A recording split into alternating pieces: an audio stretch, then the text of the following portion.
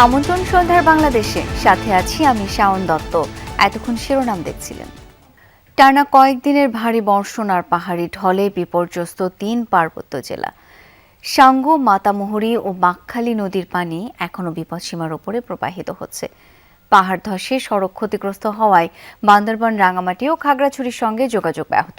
পানিবন্দী মানুষের মধ্যে দেখা দিয়েছে খাদ্য সংকট, আর জীবিকা হারিয়ে দুর্ভোগে পড়েছেন নিম্ন আয়ের মানুষ। দুর্গম এলাকায় সেনাবাহিনী, বিজিবি ও প্রশাসনের ত্রাণ তৎপরতা অব্যাহত রয়েছে। সাঙ্গু, মাতামুহুরী ও বাঁকখালী নদীর পানি বিপদসীমার উপরে থাকায় বান্দরবানের বেশিরভাগ নিম্নাঞ্চল এখনও পানির নিচে। বন্ধ রয়েছে চট্টগ্রামের সাথে সড়ক যোগাযোগ। চরম দুর্ভোগে পড়েছেন দিনমজুর, কৃষক ও জুম চাষিরা। পানিবন্দী লক্ষাধিক মানুষ ভুগছেন খাদ্য সংকটে। আশ্রয় কেন্দ্রগুলোতে প্রশাসন এবং দুর্গম এলাকায় সেনাবাহিনী ও বিজিবি ত্রাণ সহায়তা দিচ্ছে। অনেক কষ্টে আছি আমরা, তারপরে প্রশাসন থেকে অনেক সাহায্য করতেছে, আমরা কিছু পাইছি। প্রায় 1 থেকে 150 পরিবার এখানে পানিবন্দী আছে ইসলামপুরের মধ্যে। তো আমরা খুব মানবতার জীবনযাপন করতেছি। খেটে খাওয়া মানুষ খুব অসুবিধা আছে, ঘরগুলো ডুবে গেছে। আজকে 6 দিন ধরে কোনো কাজ করতে পারতেছি না, আমাদের খুব কষ্ট হচ্ছে। রাঙ্গামাটির বাগাইছড়িতে পাহাড়ের মাটি ধসে প্রায় 3 কিলোমিটার সড়ক বন্ধ হয়ে যাওয়ায় খাগড়াছড়ি, দীঘিনালা হয়ে ঢাকা ও চট্টগ্রামের সঙ্গে সড়ক যোগাযোগ বিচ্ছিন্ন রয়েছে। এছাড়া রাঙ্গামাটির সঙ্গে খাগড়াছড়ির মহালছড়ি, লংগদু, বাগাইছড়ি এবং রাঙ্গামাটির রাজস্থলী, বান্দরবান সড়কও বন্ধ। ঢাকা থেকে আসছি, এখানে লামার পরে হাইটা যাইতেছে প্রায় আধা মাইল রাস্তা। আমার যেটুকু প্রয়োজন আমি যেটুকু আইছি এখানে, আমার তো আর কুলাই না এখান থেকে গাড়ি যাবে। রাস্তার ভাঙার কারণে আমি অদেহতুন যাত্রী নিজে ভে, আর তাছাড়া শীতন যে বাজারত হস্তার আবদান হতে যাত্রী আমার যাত্রী নতুন হস্ত হয়। এখন এসে একটু খুব দুঃখে যায়, রাস্তা ভাঙে এই বাড়ি রাস্তা ভেঙে গেছে, আমি দূরে যাইতে পারতেছি না। তারে যদি না হয়, ঠিক না করে, তাহলে একটু কষ্ট হবে আমাদের গাড়ি চালাইতে। খাগড়াছড়ির দীঘিনালা উপজেলার মেরুং ইউনিয়নের বিভিন্ন এলাকা সড়ক, হাটবাজার জলমগ্ন থাকায় দুর্ভোগে পড়েছেন হাজারো মানুষ। তাদের সেবার প্রয়োজন আছে কিনা, তাদের খাবার দাবারের দিক থেকে কি অবস্থানে আছে, এই সার্বিক বিষয়গুলো আমরা পর্যালোচনা করতেছি। বন্যার মধ্যে যখন বাসা থেকে বেরোচ্ছে, অনেকে হাত পা কাটা গেছে, আমরা প্রাথমিক চিকিৎসা যেটা ওটা দিয়েছি এবং তাৎক্ষণিক এর চাইতে যদি আরও বেশি সমস্যা হয় হাসপাতালে যাওয়ার জন্য আমরা ওনাদের পরামর্শ দিয়েছি। চলমান দুর্যোগে এখন পর্যন্ত প্রায় 27,200 পরিবার আক্রান্ত হয়েছে। এ পর্যন্ত কোনো হতাহত নেই, একজন আহত হয়েছে এবং তার সুচিকিৎসার ব্যবস্থা আমরা করে ফেলেছি। এদিকে সাজেকে আটকে থাকা 5 শতাধিক পর্যটককে নিরাপদে ফিরিয়ে আনার খবর জানিয়েছেন সেনাবাহিনী। পরিস্থিতি স্বাভাবিক না হওয়া পর্যন্ত ভ্রমণ কেন্দ্রগুলোয় যাওয়া থেকে বিরত থাকতে প্রশাসনের পক্ষ থেকে নিষেধাজ্ঞা দেওয়া হয়েছে। শহীদুল সুমন, যমুনা নিউজ। বানের পানিতে মর্মান্তিক মৃত্যু হয়েছে 2 বোনের। শুক্রবার সকালে কক্সবাজারের চকরিয়া বড়ইতলী বিলে নৌকা ডুবে মারা যায় 2 শিশু। এদিকে স্থানীয় কয়েকটি নদীর পানি বৃদ্ধির ফলে অবনতি হয়েছে জেলার 4 উপজেলার বন্যা পরিস্থিতির। সংকট দেখা দিয়েছে খাবার ও বিশুদ্ধ পানির। কক্সবাজারের বন্যা পরিস্থিতির খবর জানাচ্ছেন রিয়াজ রায়হান, ছবি তুলেছেন লুৎফর রহমান, সাথে ছিলেন কক্সবাজারের সহকর্মী হেসান আল কুতুবি। বসতঘর পানিতে ডুবে গেছে। 3 মেয়েকে নিয়ে নিরাপদ আশ্রয় যাচ্ছিলেন বাবা। পথেই বড়ইতলী বিলে নৌকা ডুবে যায়। 2 মেয়েকে উদ্ধার করে হাসপাতালে নেওয়া হয়, আর বড় মেয়ে তখনও নিখোঁজ। পানি উঠার কারণে ওরা বলতে নিরাপদ আশ্রয় এখানে উপরে চলে আসতে চাচ্ছিল। স্থানীয়দের চেষ্টায় ব্যর্থ হলে যোগ দেয় ফায়ার সার্ভিসের ডুবুরি দল। প্রায় 4 ঘন্টা পর জান্নাত নামের ওই শিশুর মরদেহ উদ্ধার করে ফায়ার সার্ভিস। হাসপাতালে ভর্তি 2 বোনের একজনেরও মৃত্যু হয় কাছাকাছি সময়ে। প্রাথমিকভাবে আমাদের রিসোর্স যেগুলো আছে সেগুলো দিয়ে কি করা হয়েছে, সার্চ অ্যান্ড রেস্কিউ কার্যক্রম করা হয়েছে, এবং আমরা যা না পাওয়াতে একটা বেটার সার্চের জন্য এবং রেস্কিউর জন্য হচ্ছে কি আমরা চট্টগ্রাম থেকে একটা সাহায্য চাই ডুবুরি ইউনিটের। ডুবুরি এসেই আমাদের স্থানীয় যারা চেয়ারম্যান এবং মেম্বার আছেন তাদের সহযোগিতায় হচ্ছে কি আমরা নৌকার মাধ্যমে এবং লজিস্টিক সাপোর্টের মাধ্যমে কি করছি, এই যে ডুবুরি কার্যক্রমটা সম্পন্ন করছি। ঘরের মধ্যে কোথাও কোমর সমান, আবার কোথাও তার উপরে পানি। রান্নাবান্না বন্ধ, নেই বিশুদ্ধ পানির যোগান। আশ্রয় কেন্দ্রে গেলেও সেখানে হাঁটু পানি। চকরিয়া, পেকুয়া, মাতামুহুরী উপজেলার প্রায় প্রতিটি ইউনিয়নের চিত্র এটি। নিচে তল জায়গায় প্রায় 1 সিনা পর্যন্ত পানি। আমরা সাঁতার কেটে কেটে এখানে রুটে মানে অবস্থান করতেছি। 100-এর মধ্যে 95 বাড়ি ডুবে গেছে পানিতে, আর 5 ঘর মতো আছে আর কি। কিছু নাই এখানে। একটা আমাদের পুরানো হাল আছে, একটা বাইশারা নামে হালটা যদি আমাদের সরকার করলে মাথামরি নদী পানি যেগুলি আসে এগুলি তাড়াতাড়ি বাইরে হয়ে যাবে। গ্রামীণ এলাকা তো বটেই, কোমর পানি উঠেছে মূল সড়কেও। গেল কদিন ধরেই বিপর্যস্ত জনজীবন। নারী ও শিশুদের কষ্টটা খানিক বেশি। রান্না বান্নার কোনো সুযোগ সুবিধা নেই, আমরা খুব কষ্টের মধ্যে আছি। মানে বলার মতো কোনো ভাষা নেই। কেউ আমাদেরকে মানে এটা ধরতে গেলে স্বরাষ্ট্রমন্ত্রী এলাকা, এখানে আর কেউ মানে বিএনপির কোনো লোক আসে না আজ পর্যন্ত। বিএনপি স্বরাষ্ট্রমন্ত্রী এলাকার ওই চালগ্রাম মতো এলাকা ওই পর্যন্ত আর এটা যেমন বিএনপির অনেক মানুষ আছে তারা হলিজে আইয়ের নসার আমার বাড়ির কি অবস্থা চলে বর্তমান। আমরা মানে কষ্টতে আছি। কেউ কিছু দেয় না, সকালবেলা পেলে বাদ দিছি মাল ভাতর বেখিনি উপরে উপরে ফেলিয়ে দিই। পানি উঠেছে কক্সবাজার টেকনাফ সড়কেও। কোথাও কোথাও কোমর পানিতে যাতায়াত করছেন মানুষ। আছে আক্ষেপ, আছে অপ্রকাশিত ক্ষোভ। প্রশাসন থেকে একটা লোকও আসে নাই। কানাবিনার কথা বাদ দেন, একটু জিজ্ঞেস পর্যন্ত করতে আসে নাই, যে দেখতে পর্যন্ত আসে নাই এই এলাকার লোকগুলো কেমন আছে। আমরা খুবই কষ্টে আছি, আমাদের জন্য কিছু করার জন্য চেষ্টা করেন। খাওয়া দাওয়া একটু কষ্ট হচ্ছে, সিগল গাড়া পাক করতেছে, ওখান থেকে আইনে খাইতে হচ্ছে। তবে কিছু কিছু এলাকায় স্থানীয় প্রশাসন ও জনপ্রতিনিধিদের মাধ্যমে খাবার সহ প্রয়োজনীয় সহযোগিতা করা হচ্ছে বলেও জানান দুর্গত মানুষ। প্রশাসনের পক্ষ থেকে দ্রুতই ত্রাণ সহ যে প্রয়োজনীয় ব্যবস্থা রয়েছে সেগুলো নেওয়ার জন্য দাবি জানিয়েছেন এবং তারা বলছেন যদি এটি খুব স্বল্প সময়ের মধ্যে করা না হয় তাহলে তাদের যে দুর্দশা সেটি আরও দিনকে দিন বাড়বে বা যতই সময় যাবে ততই এই দুর্ভোগের মাত্রা বেড়ে যাবে। রিয়াজ রায়হান, যমুনা নিউজ, চকরিয়া, কক্সবাজার। 4 দিন ধরে প্লাবিত চট্টগ্রামের বিস্তীর্ণ নিম্নাঞ্চল। তলিয়ে গেছে ঘরবাড়ি, ফসলি জমি। সড়ক ডুবে থাকায় যান চলাচল বন্ধ, ঘরে জ্বলছে না চুলা। 15 উপজেলায় পানিবন্দী কয়েক লাখ মানুষের দুর্ভোগ চরমে। বাঁশখালীতে পানিতে ডুবে প্রাণ গেছে 2 শিশুর। শহর থেকে পানি নামলেও নিম্নাঞ্চল এখনও জলাবদ্ধ। এদিকে সাতকানিয়ায় বন্যা কবলিত এলাকায় সেনা সদস্যদের মোতায়েন করা হয়েছে। যেদিকে চোখ যায় শুধু বন্যার পানি। ফসলি জমি, ঘরবাড়ি, মসজিদ সবই পানিতে তলিয়ে গেছে।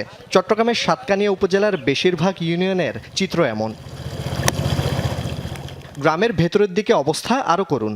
স্কুল, কলেজ, সরকারি বেসরকারি সকল অফিস, দোকানপাটও পানির নিচে। ঘরবাড়ি ডুবে যাওয়ায় নিরাপদ আশ্রয়ে চলে যেতে দেখা যায় অনেককে। পাহাড়ি ঢল, টানা বৃষ্টিতে সৃষ্ট বন্যায় পানিবন্দী এলাকার কয়েক লাখ মানুষ। সবকিছু বন্ধ, কিছু করা মানে কোনো ওখানে যাওয়ারও কোনো ইয়ে নাই, খুব খারাপ অবস্থা। এই শিক্ষা প্রতিষ্ঠান থেকে শুরু করে সব কিছু পানির তলে। বর্তমানে আমরা খুবই কষ্টে আছি। দুর্বিষহ জীবন যাচ্ছে, অনেকের ঘরের আগুন জ্বালাতে পারেনি। প্রতিটি বাড়িতে পানি। হয়তো যাদের 2তলা বিল্ডিং আছে ওখানে মানুষ আশ্রয় নিচ্ছে, এবং 2তলা স্কুল যেখানে আছে সেখানেও মানুষকে আশ্রয় নিচ্ছে। সাতকানিয়া, বাঁশখালী, চন্দনাইশ, পটিয়া, বোয়ালখালী সহ নিম্নাঞ্চলের সব সড়ক 4 দিন ধরে পানির নিচে। যোগাযোগের ভরসা এসব নৌকা। তবে বৃষ্টি ও পানি বাড়লে বন্ধ হয়ে যায় নৌকা চলাচলও। যার নৌকা আছে আর আসতে পারে আর যাইতে পারে, নাহলে তো অন্য দুর্ভোগ আমাদের। নৌকা ছাড়া আর কোনো বিকল্প নাই, তো কোনো যাওয়া যাবার কোনো সমস্যা নাই। নৌকা বোট ছাড়া মানুষ চলাচল ছাড়া এখন অত্যন্ত কঠিন হয়ে গেছে। এটা রাস্তা সব পানির মধ্যে চলে গেছে না, এই জন্য বোট দিয়ে চলাফেরা করতেছি। বন্যা কবলিত এলাকাগুলোতে দেখা দিয়েছে বিশুদ্ধ পানি ও শুকনো খাবারের তীব্র সংকট। পাওয়া যাচ্ছে না চিকিৎসা সেবাও। চট্টগ্রাম জেলা প্রশাসন আজ ত্রাণ দিলেও তা পর্যাপ্ত নয় বলছেন ভুক্তভোগীরা।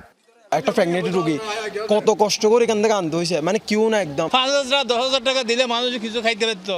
এটা কি আধা কেজি মুড়ি, আধা কেজি সিরা, এগুলো দিয়ে কিছু হয়, মানুষ কদিন চলবে এগুলো নিয়ে? সরকারের দৃষ্টি আকর্ষণ করে বলছে আরো ত্রাণ দেওয়া হোক, আরো সহায়তা আনা হোক। ইতিমধ্যে 25 মেট্রিক টন চাল দিয়েছি, আরও আজকে যাওয়ার পরে আমরা আরও বরাদ্দ দেব।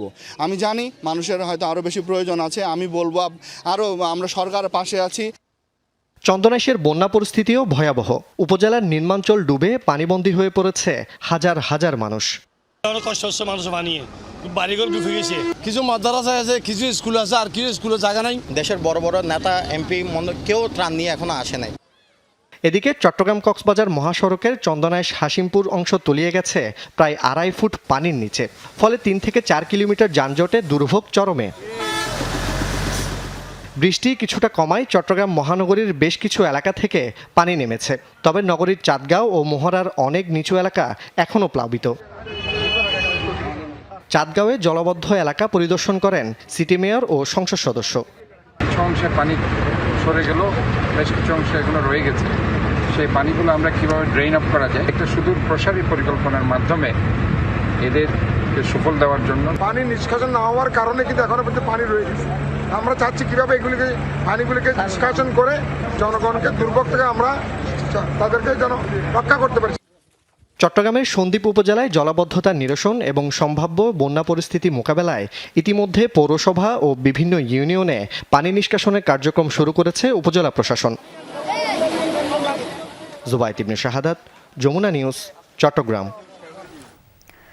দুর্যোগের কারণে চট্টগ্রাম শিক্ষা বোর্ডের আগামীকালের এইচএসসি পরীক্ষা স্থগিত করা হয়েছে। এক বিজ্ঞপ্তিতে এই তথ্য জানিয়েছেন বোর্ডের পরীক্ষা নিয়ন্ত্রক। চট্টগ্রাম শিক্ষা বোর্ডের বিজ্ঞপ্তিতে জানানো হয়, আবহাওয়ার মারাত্মক অবনতি ও বন্যা পরিস্থিতির কারণে শুধু তথ্য ও যোগাযোগ প্রযুক্তি বা আইসিটি বিষয়ের পরীক্ষা স্থগিত করা হলো। বোর্ডের আওতাধীন চট্টগ্রাম, কক্সবাজার, খাগড়াছড়ি, রাঙামাটি ও বান্দরবান জেলার সব শিক্ষা প্রতিষ্ঠানে এই সিদ্ধান্ত কার্যকর হবে। স্থগিত পরীক্ষার নতুন সময়সূচি পরবর্তীতে জানিয়ে দেওয়া হবে।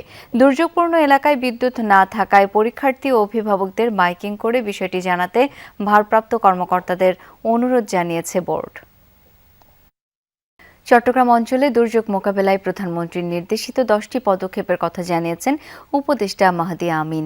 তিনি জানান, বন্যা কবলিত মানুষের পাশে থাকতে সরকার সর্বোচ্চ গুরুত্ব দিয়ে কাজ করছে। প্রধানমন্ত্রী নিজে সার্বক্ষণিক দুর্যোগ কবলিত এলাকার পরিস্থিতি মনিটরিং করছেন। টানা বর্ষণ, পাহাড় ধস ও বন্যায় ক্ষতিগ্রস্ত পুরো চট্টগ্রাম অঞ্চল। পানিবন্দী লাখ লাখ মানুষ, ভেঙে পড়েছে যোগাযোগ ব্যবস্থা, নাওয়া খাওয়া বাদে শত শত পরিবার। সংকটময় পরিস্থিতি নিয়ন্ত্রণে আনতে এবং দুর্গত মানুষের পাশে দাঁড়াতে প্রধানমন্ত্রী তারেক রহমান বিভিন্ন পদক্ষেপ গ্রহণ করেছেন, এমনটাই জানিয়েছেন তার কার্যালয়ের মুখপাত্র। কোথাও কোথাও পাহাড় ধস হয়েছে, অনেকগুলো মানুষ মারা গিয়েছে। এটি অত্যন্ত আমাদেরকে ব্যথিত করেছে, গভীরভাবে মর্মাহত করেছে। জনগণের নির্বাচিত সরকারের মাননীয় প্রধানমন্ত্রী এটিকে নিয়ে অত্যন্ত দৃঢ়ভাবে প্রশাসনকে, আইন শৃঙ্খলা বাহিনীকে এবং সর্বস্তরের সকল যারা প্রশাসনের রাষ্ট্রযন্ত্রের সাথে জড়িত হয়েছেন। সকালে মিরপুরে এক অনুষ্ঠানে তিনি বলেন, প্রধানমন্ত্রীর কার্যালয় থেকে ডিসি, ইউএনও এবং আইন শৃঙ্খলা বাহিনীর সদস্য সহ সংশ্লিষ্ট সবার সাথে যোগাযোগ রাখা হচ্ছে, দেয়া হচ্ছে প্রয়োজনীয় দিক নির্দেশনা। ক্ষতিগ্রস্ত মানুষের সাথে দাঁড়িয়েছেন, পাশে দাঁড়িয়েছেন এবং সম্পূর্ণভাবে প্রশাসন, আইন শৃঙ্খলা বাহিনী, যেখানে প্রয়োজন সেনাবাহিনী। পরে নিজের ফেসবুকেও বিষয়টি তুলে ধরেন তিনি। জানান, চট্টগ্রামের জন্য প্রধানমন্ত্রীর নির্দেশিত 10টি পদক্ষেপ ও নির্দেশনা মেনেই চলছে কাজ। এখন পর্যন্ত 1000-এর বেশি আশ্রয়কেন্দ্র চালু করা হয়েছে, যেখানে প্রায় 12,000-এর বেশি মানুষ আশ্রিত। দেয়া হয়েছে 2.25 কোটি টাকা ও ত্রাণ সামগ্রী। প্রায় 2,500 মেট্রিক টনের মতন চাল ইতিমধ্যে দুর্গত মানুষের কাছে পৌঁছে দেওয়া হয়েছে। দুর্গত মানুষের পাশে দাঁড়াতে বিএনপির সর্বস্তরের নেতাকর্মী এবং প্রতিটি অঙ্গ ও সহযোগী সংগঠনকে নির্দেশ দেওয়া হয়েছে বলে জানিয়েছেন তিনি। আল আমিনা কহন, যমুনা নিউজ, ঢাকা। চট্টগ্রামের বাঁশখালী ও সাতকানিয়ার প্লাবিত এলাকা পরিদর্শন করেছেন বিরোধী দলীয় নেতা ডাক্তার শফিকুর রহমান। এ সময় পানিবন্দী মানুষের খোঁজ খবর নিয়ে নগদ অর্থ ও ত্রাণ সামগ্রী বিতরণ করেন তিনি। জানান, সামর্থ্য অনুযায়ী দুর্গতদের পাশে থাকবে জামায়াত। বন্যা কবলিত মানুষের খোঁজ খবর নিতে সকালে চট্টগ্রামে আসেন সংসদের বিরোধী দলীয় নেতা ও জামাত ইসলামীর আমির ডাক্তার শফিকুর রহমান। ঘুরে দেখেন বাঁশখালী উপজেলার বিভিন্ন প্লাবিত এলাকা। পায়ে হেঁটে দুর্গত এলাকায় গিয়ে পানিবন্দী মানুষের সঙ্গে কথা বলেন তিনি। বাঁশখালীতে ডুবে গেছে ফসলি জমি, ক্ষতিগ্রস্ত হয়েছে বসতঘর, অনেকের জীবিকা ও সহায় সম্বল ভেসে গেছে বানের পানিতে। এ সময় ক্ষতিগ্রস্তদের খোঁজখবর নেন এবং প্রয়োজনীয় সহযোগিতার আশ্বাস দেন জামায়াতের আমির। দল হিসাবে আমরা কি করতে পারি এলাকার মানুষের জন্য, এটা যেমন চেষ্টা করব, সরকারকে আমরা কি বলতে পারি এই এলাকার মানুষের দুঃখ দুর্দশা লাঘবের জন্য, সেই ব্যাপারে আমরা ভূমিকা রাখব।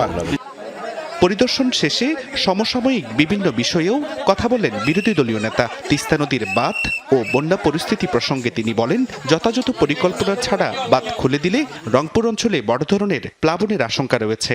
চট্টগ্রাম, তারপরে সিলেট, ময়মনসিংহ এবং রংপুর, এই 4টা বিভাগ বেশি ক্ষতিগ্রস্ত।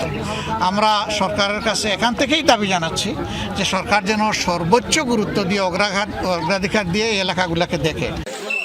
একই দিনে পাশের উপজেলা সাতকানিয়ার বন্যা দুর্গত বিভিন্ন এলাকাও পরিদর্শন করেন ডাক্তার শফিকুর রহমান, দেন প্রয়োজনীয় সহযোগিতার আশ্বাস।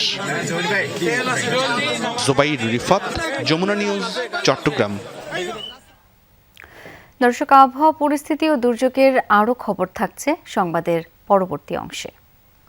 ভারতে পালিয়ে যাওয়া ক্ষমতাচ্যুত প্রধানমন্ত্রী শেখ হাসিনা আগামী ডিসেম্বরে দেশে ফিরে আত্মসমর্পণ করতে চান, এমন তথ্য দিয়েছে বার্তা সংস্থা রয়টার্স। বৃহস্পতিবার রাতে টেলিফোন সাক্ষাৎকারে শেখ হাসিনা বলেন, জ্যেষ্ঠ নেতারা সহ আদালতে আত্মসমর্পণ করবেন।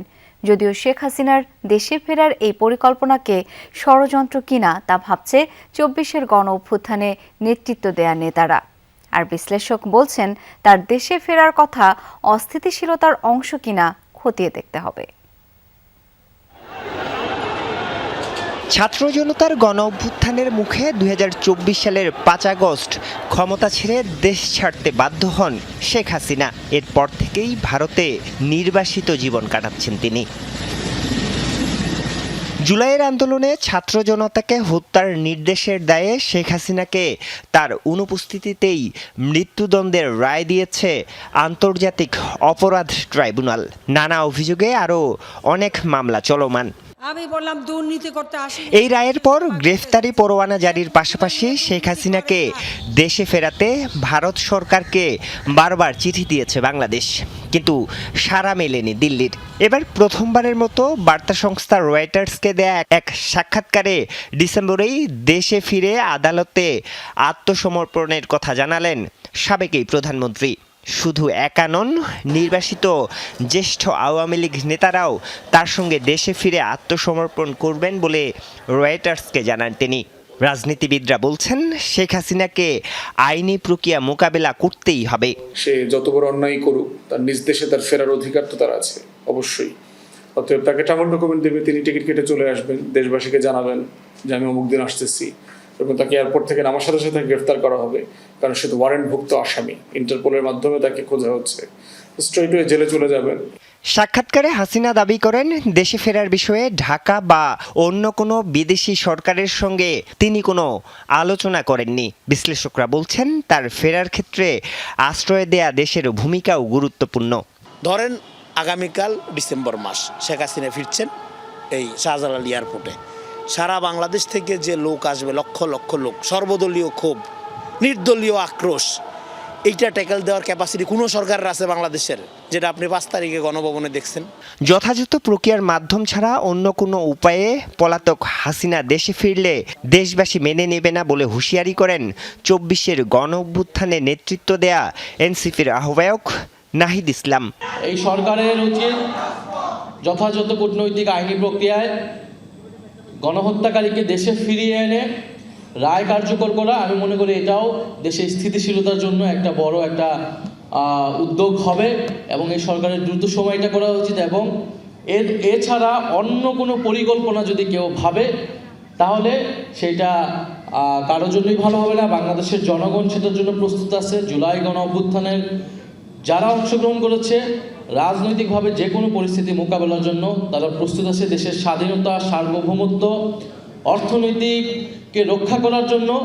তবে আত্মসমর্পণেই যদি করে থাকেন, তাহলে পালিয়ে গেলেন কেন সেই প্রশ্ন তাদের। আর স্বাভাবিক প্রক্রিয়ায় শেখ হাসিনা দেশ ত্যাগ করেননি, তাই ফেরাটা কোন প্রক্রিয়ায় হবে সেগুলো নিয়ে প্রশ্ন থাকছেই। আরিফুর রহমান সবুজ, যমুনা নিউজ, ঢাকা। সরকারের বদনাম হবে এমন সুবিধা দলীয় নেতাকর্মীদের দেওয়া হবে না বলে মন্তব্য করেছেন আইনমন্ত্রী মোহাম্মদ আসাদুজ্জামান। সকালে ঝিনাইদহে এক অনুষ্ঠানে একথা বলেন তিনি। ক্ষমতায় আছি, নিশ্চয়ই আমার নেতাকর্মীরা সুবিধা পাবে, কিন্তু এমন সুবিধা আমরা দেব না যে সুবিধা সরকারের বদনাম করে বেড়ায়। একজন চাঁদাবাজ হাসপাতালে এসে যদি চাঁদাবাজি করে, সেটা তার ব্যক্তির লাভ হতে পারে, কিন্তু এই চাঁদাবাজের কারণে আমার সরকারের উপরে যে কালিমা লিখতে হবে, সেই কালিমা সরকার নেবে না। কয়েকদিন ধরে দেশের বিভিন্ন স্থানে টানা বৃষ্টি হচ্ছে। আবহাওয়া অফিস জানিয়েছে আগামী 24 ঘন্টায় 8 বিভাগের কোথাও কোথাও ভারী থেকে অতি ভারী বর্ষণ হতে পারে। বন্যার পূর্বাভাস ও সতর্কীকরণ কেন্দ্রের তথ্য মতে সিলেট, ময়মনসিংহ ও রংপুর বিভাগের কিছু কিছু স্থানে আগামী 48 ঘন্টায় স্বল্পমেয়াদী বন্যা পরিস্থিতির সৃষ্টি হতে পারে। এরই মধ্যে হবিগঞ্জ, মৌলভীবাজার ও শেরপুরের নিম্নাঞ্চলের কিছু এলাকা প্লাবিত হয়েছে। রাস্তাঘাট, ঘরবাড়ি অথই জলে ডুবেছে সবই। খোয়াই নদীর পানিতে ভাসছে হবিগঞ্জের সদর উপজেলার বিস্তীর্ণ এলাকা।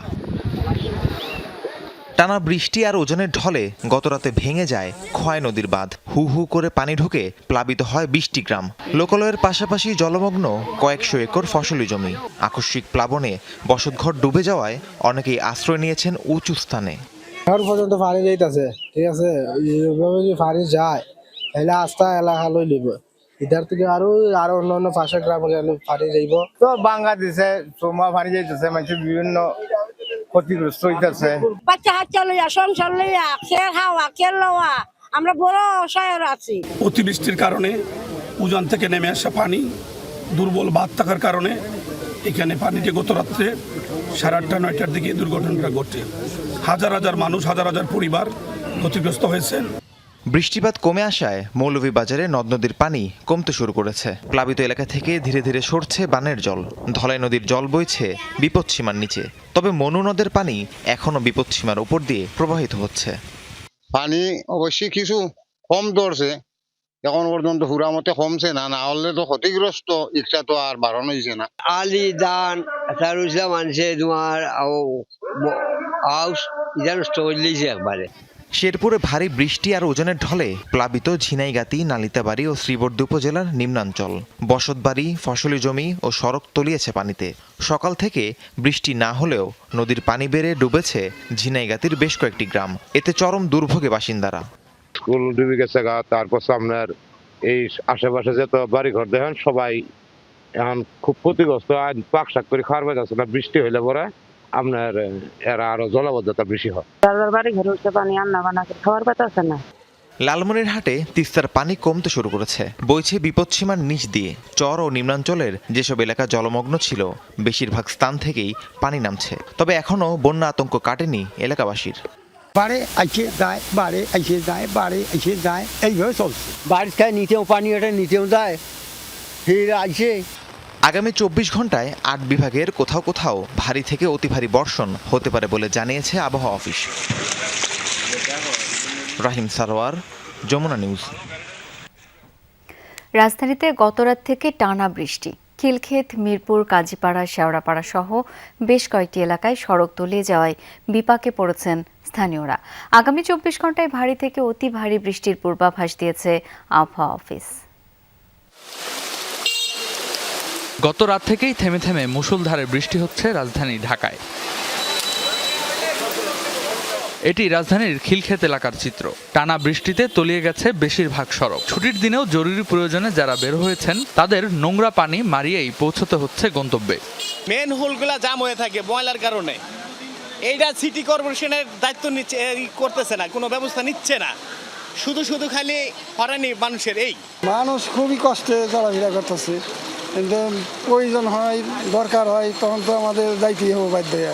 টানা বিরামহীন বৃষ্টিতে রাজধানীর মিরপুর, কাজীপাড়া, শেওড়াপাড়া, রামপুরা সহ আরও বেশ কয়েকটি এলাকার সড়কেও জমেছে পানি। কোথাও পানি জমে যানবাহন চলাচল ধীর হয়ে পড়েছে, কোথাও আবার বন্ধ রিকশা ও সিএনজি চলাচল। নিচু এলাকায় বাসা ও দোকানে পানি ঢুকে দুর্ভোগ আরও বাড়িয়েছে। আমরা চরম অবহেলিত অবস্থায় আছি।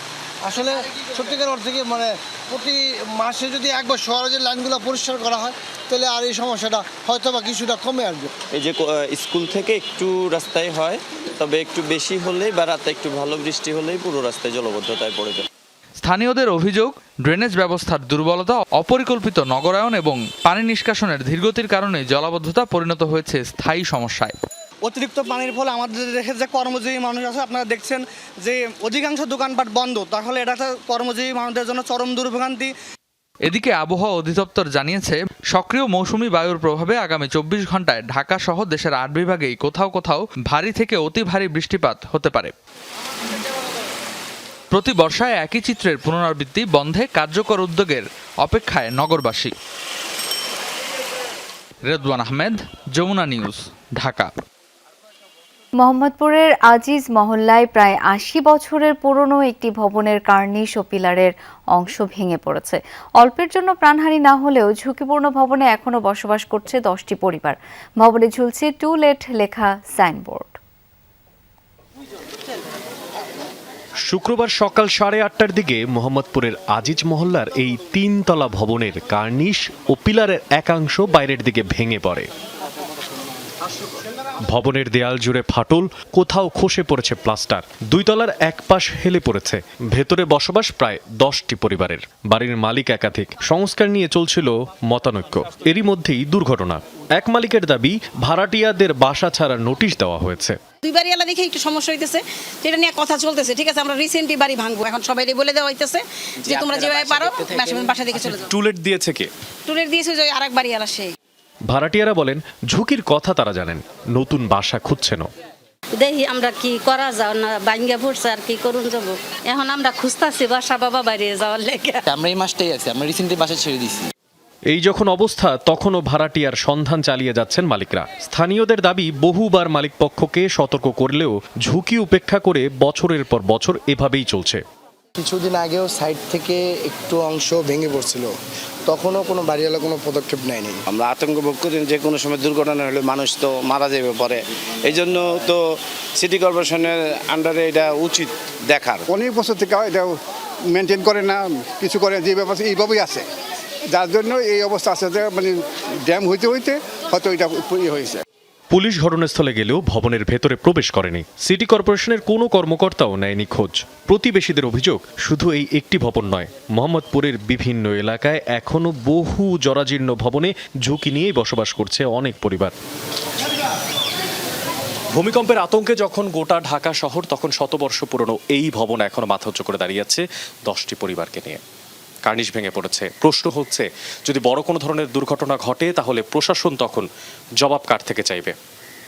মশিউর অনিক, যমুনা নিউজ, ঢাকা। চিকিৎসকরা বলছেন, টিকা কার্যক্রমের সুফল মিলতে শুরু করায় হামের পরিস্থিতি কিছুটা উন্নতির দিকে। তবে এখনও আসছে হামের নতুন রোগী, যার মধ্যে বেশিরভাগই আসছেন হাম পরবর্তী জটিলতা নিয়ে। রাজধানীর 2টি হাসপাতাল ঘুরে মিলেছে এই চিত্র। তবে ঢাকার বাইরে এখনও শিশুরা আক্রান্ত হচ্ছে হামে।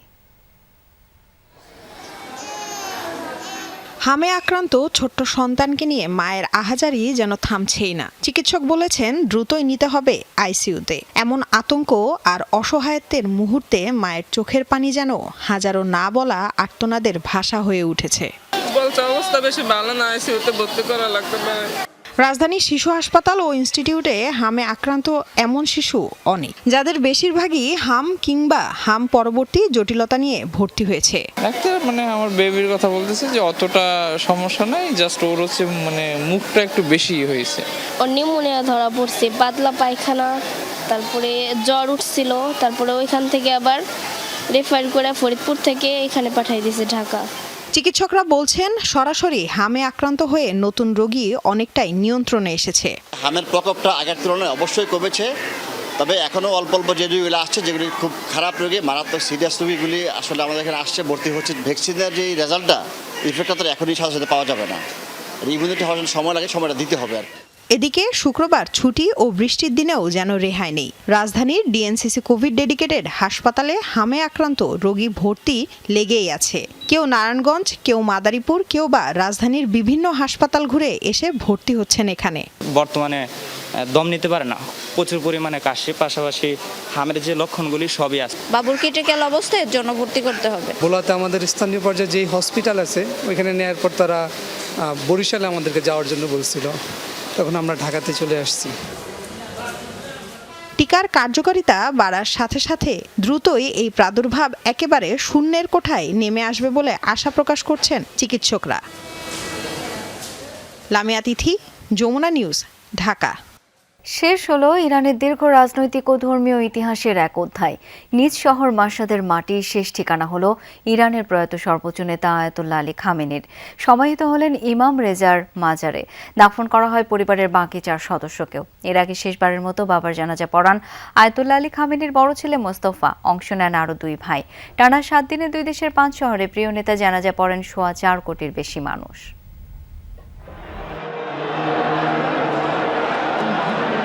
কফিনবন্দি হয়ে শেষবারের মতো জন্মভূমি মাশহাদে আয়াতুল্লাহ আলী খামেনি। অশ্রু আর প্রার্থনায় ভারী হয়ে ওঠা আকাশ বাতাস, শোকের ভারে নত অসংখ্য হৃদয়, সবকিছুকে সাক্ষী রেখেই সম্পন্ন হলো প্রয়াত সর্বোচ্চ নেতার দাফন। যেন এক মহাকালের পরিসমাপ্তি ঘটল ইরানের আধ্যাত্মিক হৃদয় মাশহাদে। ভোরের আলো ফোটার আগে থেকেই ছিল মানুষের ঢল। কেউ কোরআন, কেউ তসবিহ হাতে, কেউ বা শুধু নীরবে দাঁড়িয়ে শেষ বিদায় জানানোর অপেক্ষায়। প্রিয় নেতার কফিন দেখে অশ্রুর বাঁধ আর মানল না অনুরাগীদের। এ যেন শুধু এক বিপ্লবী নেতা নন, বিদায় নিল পুরো এক অধ্যায়। ইমাম রেজার মাজারে বড় ছেলে মোস্তফা খামেনির ইমামতিতে শেষবারের মতো জানাজা হয় আয়াতুল্লাহ আলী খামেনির। অংশ নেন তৃতীয় ও চতুর্থ ছেলে মাসুদ ও মেইসাম খামেনিও। বাবার জানাজার মধ্যেই অঝোর কান্নায় ভেঙে পড়েন ছেলেরা, অশ্রুসিক্ত ভক্তরাও। মাজার ছাড়িয়ে জানাজার কাতার পৌঁছায় আশপাশের কয়েক কিলোমিটার এলাকা পর্যন্ত। অংশ নেন নারী পুরুষ নির্বিশেষে লাখো মানুষ। যৌথ হামলায় নিহতের 4 মাস পর 2 জুলাই প্রথমবার জনসম্মুখে উন্মোচন করা হয় খামেনির মরদেহবাহী কফিন। শুক্রবার শ্রদ্ধা জানান বিদেশি প্রতিনিধিরা। এরপর সর্বসাধারণের জন্য মরদেহ রাখা হয় তেহরানের গ্র্যান্ড মুসাল্লা মসজিদে। ইতিহাসের প্রতিটি অধ্যায়ের শেষ পৃষ্ঠার মতোই এই মুহূর্তও একসঙ্গে বহন করছে শোক, স্মৃতি, বিতর্ক এবং পরিবর্তনের বার্তা। আয়াতুল্লাহ আলী খামেনির শেষ বিদায় কারো কাছে এটি শ্রদ্ধা, কারো কাছে ইতিহাস, আবার কারো কাছে একটি যুগের সমাপ্তির প্রতীক। অনিক রহমান, যমুনা নিউজ। টানা তৃতীয় দিনের মতো ইরান জুড়ে আবারও হামলা হয়েছে। তবে হামলায় যুক্তরাষ্ট্র জড়িত ছিল না বলে সংশ্লিষ্ট সূত্রের বরাতে জানিয়েছে সংবাদ মাধ্যম আল জাজিরা। বৃহস্পতিবার রাত থেকে শুরু হয় হামলা। টার্গেট করা হয় ইরানের দক্ষিণাঞ্চলের বিভিন্ন শহর ও স্থাপনা। আবারও বোমা বর্ষণের শিকার হয় বন্দর আব্বাস ও বোশের। চৌগাধাক শহরের একটি সামরিক স্থাপনায় হয় হামলা। কোনারাকে নৌবাহিনীর একটি ঘাঁটিতে হামলা চালায় শত্রু যুদ্ধ বিমান। শোনা যায় 2টি জোরালো বিস্ফোরণ। এর আগের দিন যুদ্ধবিরতির পর ইরানের সবচেয়ে বড় হামলা চালায় যুক্তরাষ্ট্র। এক রাতেই দেশটির অন্তত 11টি অঞ্চলে আঘাত হানে মার্কিন বাহিনী, প্রাণ যায় অন্তত 4 জনের। জবাবে কুয়েত, বাহরাইন, কাতার, জর্ডানে যুক্তরাষ্ট্রের বিভিন্ন স্থাপনা লক্ষ্য করে হামলা চালায় ইরান। ইরানে চলমান হামলার মাঝে মার্কিন প্রেসিডেন্ট ডোনাল্ড ট্রাম্পের সঙ্গে ফোনালাপ করেছেন ইসরায়েলের প্রধানমন্ত্রী বেনিয়ামিন নেতানিয়াহু। প্রাকৃতিক দুর্যোগে বিপর্যস্ত এশিয়ার বিভিন্ন দেশ। কোথাও টানা ও ভারী বর্ষণে বন্যা, কোথাও পাহাড় ও ভূমিধস, আবার কোথাও বা টাইফুন। ভারতে বন্যা ও ভূমিধসে প্রাণহানি বেড়ে দাঁড়িয়েছে 20 জনে। অন্যদিকে চীনে ভয়াবহ বন্যায় অন্তত 39 জনের মৃত্যু হয়েছে, এখনও নিখোঁজ 9 জন। বন্যায় ব্যাপক ক্ষতিগ্রস্ত ফিলিপাইন ও ভিয়েতনাম। ফিলিপাইনে ভূমিধসে নিহত হয়েছে অন্তত 15 জন। এদিকে টাইফুনের প্রভাবে জাপানে হচ্ছে প্রবল ঝড় বৃষ্টি। বন্যার পানিতে ভাসছে হাজার হাজার গ্যাস সিলিন্ডার। ভারতের মহারাষ্ট্রের রায়গড় জেলার একটি এলপিজি বটলিং প্ল্যান্ট ভেঙে প্রায় 3000 এলপিজি সিলিন্ডার ভেসে গেছে। উদ্বেগ ছড়ালেও কেউ হতাহত হয়নি। অবিরাম বর্ষণে বন্যা পরিস্থিতির আরও অবনতি হয়েছে গুজরাট, মহারাষ্ট্র সহ ভারতের বিভিন্ন এলাকার। তলিয়ে গেছে মাইলের পর মাইল এলাকা। বিভিন্ন স্থানে জলাবদ্ধতা ও নদীর পানি বৃদ্ধি পাওয়ায় ব্যাহত স্বাভাবিক জনজীবন। মুম্বাই ভূমিধসের ঘটনায় বেড়েছে হতাহতের সংখ্যা। ক্ষতিগ্রস্ত এলাকায় উদ্ধার ও ত্রাণ কার্যক্রম চলমান। চীনের দক্ষিণাঞ্চলে ভয়াবহ বন্যার পর এখন চলছে ধ্বংসস্তূপ সরানোর কাজ। ক্ষতিগ্রস্ত গ্রামগুলোর সঙ্গে যোগাযোগ পুনঃস্থাপনে প্রধান সড়কগুলো দ্রুত সচলে চেষ্টা চলছে। একই সাথে আটকা পড়া বাসিন্দাদের নিরাপদ স্থানে সরিয়ে নেওয়া হচ্ছে। দুর্গত এলাকায় পৌঁছে দেওয়া হচ্ছে খাদ্য, বিশুদ্ধ পানি ও জরুরি ত্রাণ সামগ্রী। এদিকে ফিলিপাইনে সুপার টাইফুনের তাণ্ডবে টানা ভারী বৃষ্টিতে দক্ষিণাঞ্চলীয় দ্বীপ মিন্দানাওয়ে 2টি বড় ভূমিধসের ঘটনা ঘটে। এতে বহু মানুষ চাপা পড়েন। দুর্যোগের আগেই 2000-এর বেশি মানুষকে নিরাপদ আশ্রয়ে সরিয়ে নেওয়া হয়। অন্যদিকে ভিয়েতনামের উত্তরাঞ্চলেও ব্যাহত ভারী বৃষ্টি, দেখা দিয়েছে প্রবল বন্যা, ভেসে গেছে যানবাহন, ফসল ও গবাদি পশু, এমনকি পানির তোড়ে ভেসে গেছে একটি দোতলা বাড়িও। পরিস্থিতির অবনতি হওয়ায় বাসিন্দাদের সতর্ক থাকার আহ্বান জানানো হয়েছে। পূর্বাভাস অনুসরণের পাশাপাশি পারাপারে সাবধানতা অবলম্বনের অনুরোধ জানিয়েছে স্থানীয় কর্তৃপক্ষ। জাপানের দক্ষিণাঞ্চলীয় দ্বীপ ইশিগাকির দিকে ধেয়ে আসছে শক্তিশালী টাইফুন। শনিবার ভূভাগে আঘাত হানার আগেই অঞ্চল জুড়ে শুরু হয়েছে প্রবল বৃষ্টি ও দাপুটে হাওয়া। সম্ভাব্য ক্ষয়ক্ষতি কমাতে আগাম প্রস্তুতি নিচ্ছে স্থানীয়রা। একই সাথে উদ্ধার সরঞ্জাম প্রস্তুতের পাশাপাশি জরুরি সেবা সক্রিয় রাখা এবং ঝুঁকিপূর্ণ এলাকায় সর্বোচ্চ সতর্কতা নিশ্চিত করেছে দেশটির প্রশাসন। অস্মিতা বিশ্বাস, যমুনা নিউজ। আর এই ছিল সন্ধ্যার বাংলাদেশের আয়োজনে। ধন্যবাদ এতক্ষণ আমাদের সাথে থাকার জন্য।